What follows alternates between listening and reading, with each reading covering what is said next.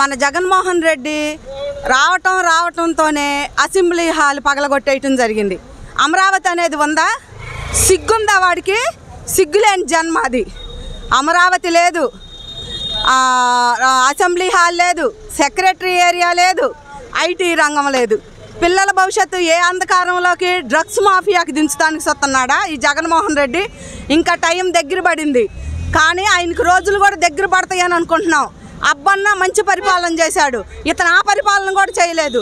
అందరినీ విద్యార్థుల్ని డ్రగ్స్కి అలవాటు చేసి అడుక్కు తినే స్థితిలోకి తీసుకొచ్చాడు ఈ ఏపీ ప్రభుత్వానికి. ఎక్కడన్నా రాజధాని లేని ప్రభుత్వం ఉందంటే అది మనదే.